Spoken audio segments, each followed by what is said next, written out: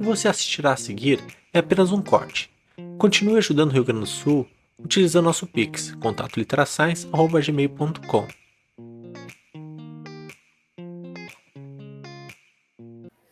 E aí a gente vai entrar, então, feita essa primeira introdução, né, falando que a gente tem um nível de atividade física que ele é baixo, mas é importante a gente entender as recomendações justamente para poder passar para as pessoas, né, o conhecimento sobre as atividades que são importantes para criança e para adolescente. A gente entra na parte de qual é o benefício da força no desenvolvimento ósseo, né, considerando o contexto da criança e do adolescente. Então, a gente tem, por exemplo, revisões.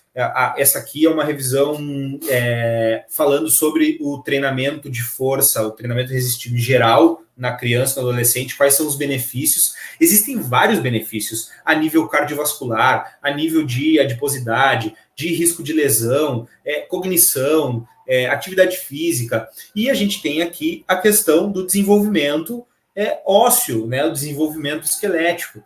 E a gente tem algumas outras revisões. Essa aqui é uma revisão que foi feita pelo nosso grupo, o Miguel, que foi um colega de mestrado e agora está terminando o doutorado dele já na Espanha, em Granada, em Madrid, não em Granada, na Universidade Autônoma de Madrid. Ele é nutricionista, né, e professor de educação física, e a gente trabalhou junto nessa revisão sobre os benefícios do treino de força no contexto da educação física escolar.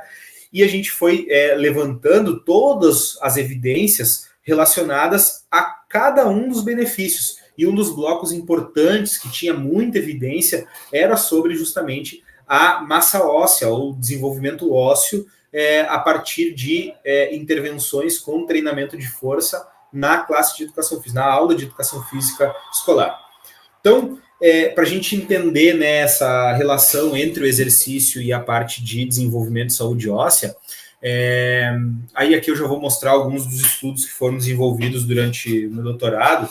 É importante a gente entender que o desenvolvimento ósseo ele passa por algumas etapas, e a gente tem alguns tipos de avaliações que são mais específicas para identificar quando um osso tem um nível de saúde, ou quando um osso tem um nível normal de desenvolvimento, e quando um osso pode ter algum tipo de risco para desenvolvimento de fratura ou para algum tipo de doença óssea, né? E aí, quando eu falo doença óssea, existem vários tipos, desde a osteoporose, desde dessa diminuição da massa óssea, até alguns tipos de desenvolvimento de câncer que estão relacionados com as células ósseas e que estão relacionados também com o desenvolvimento das células que estão dentro do sistema do tecido ósseo, né?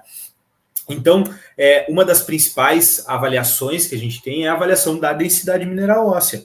A densidade mineral óssea, se vocês observarem aqui essas imagens, né, ela vai ter uma mesma, para a gente poder entender a densidade óssea, né?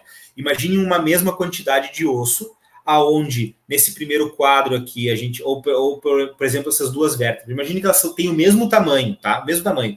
Nessa vértebra, onde tem o osso normal, a gente tem uma maior densidade, tem maior conteúdo ósseo, maiores lâminas, mais quantidade de lâminas de tecido ósseo, principalmente do osso trabecular, aqui nesse caso, que vai ser principalmente composto por cálcio, né? E aqui a gente tem uma menor densidade. E aqui a gente tem um osso, um típico desenho, né, de um osso com osteoporose. Então a gente tem a mesma área óssea, o mesmo tamanho de osso, mas com uma menor quantidade de conteúdo ósseo. Isso implica, né, que dentro desse mesmo volume tem uma menor quantidade dentro dessa mesma área, tem um menor volume de densidade óssea. Então, a densidade mineral óssea, a nível de pesquisa para a saúde óssea, ela é um dos principais indicadores.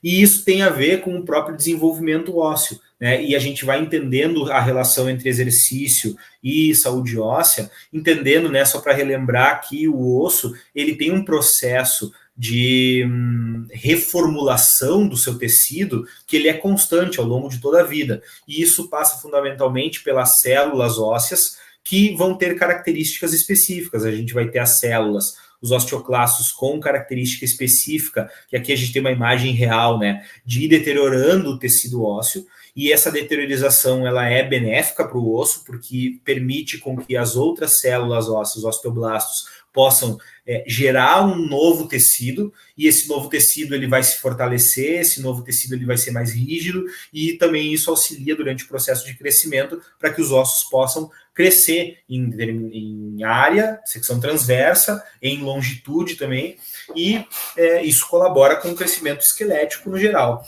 Então, esse processo, né, entender esse processo, também nos permite entender como que o exercício influencia direto no desenvolvimento do esqueleto.